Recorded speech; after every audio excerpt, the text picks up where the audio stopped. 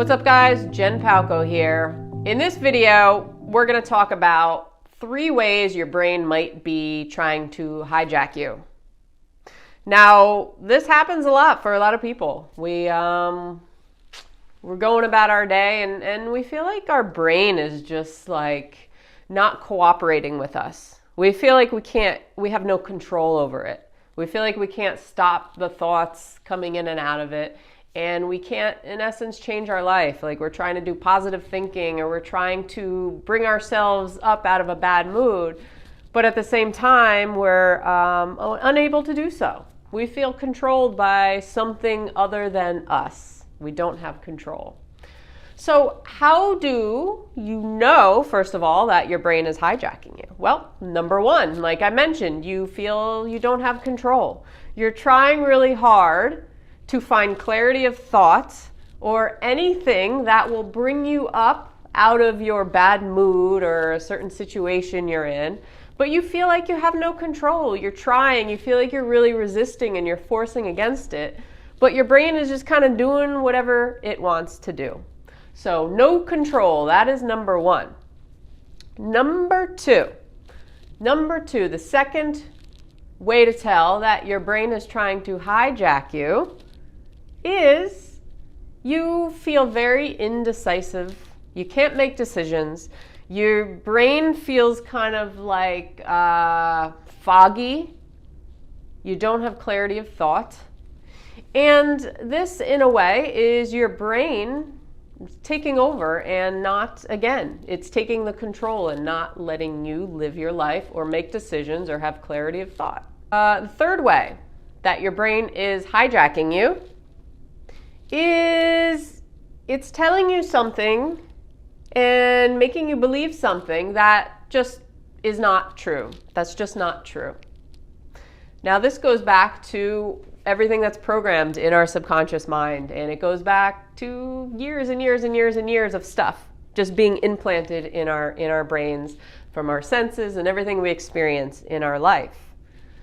So a lot of times when something happens or we're faced with something, our brains always default back to that method of thinking.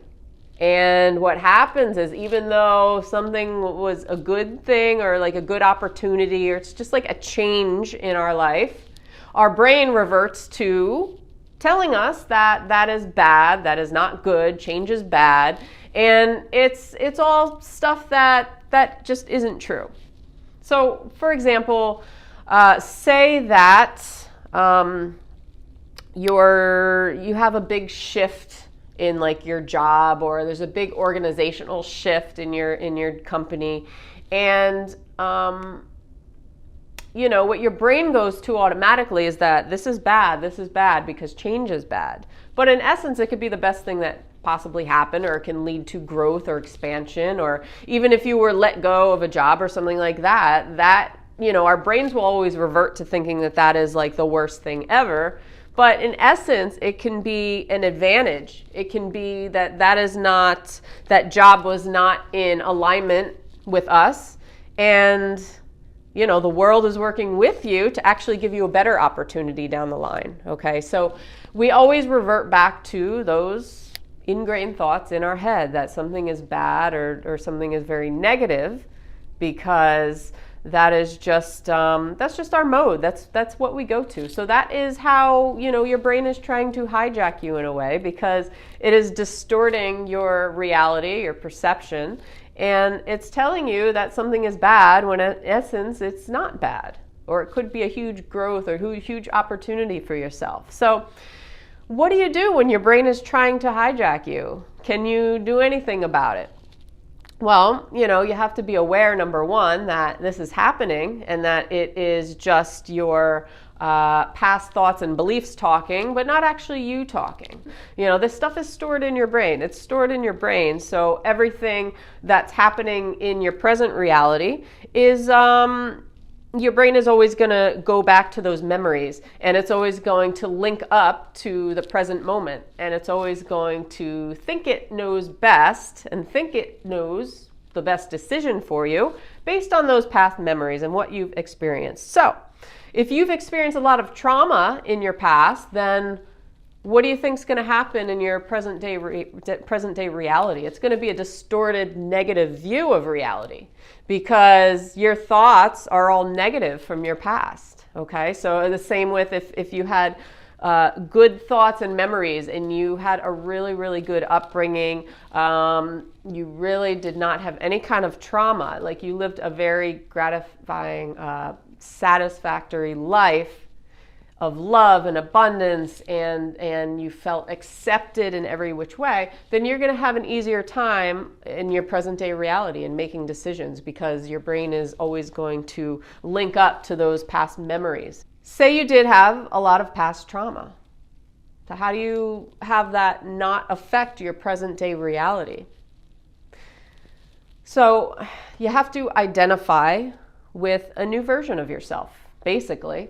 And, you cannot erase those memories, but you can put in new data and you can decide, or you can choose, and you can become aware of when your brain is telling you something based on those past belief systems that you have or that you've held, or you can decide that you're making a choice based on new belief systems that you are creating in your present day.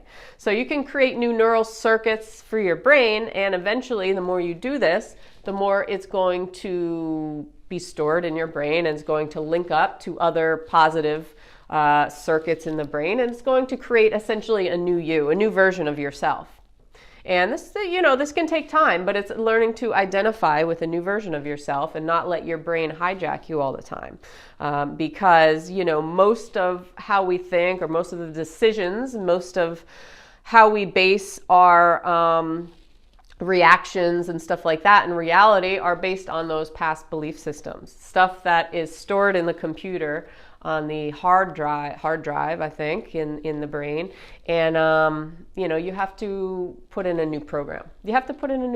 So, Dr. Joe Dispenza talks a lot about this in his books. I definitely recommend his stuff. He talks about basically becoming a new you and re-identifying with yourself by inputting a new version of yourself, and with new thoughts and beliefs, and creating new connections in your brain that will eventually take over the old connections and essentially become a whole new you. So that's it for today, guys. If you have any questions, please let me know in the comments. Other than that, I will see you guys on tomorrow's video. Okay?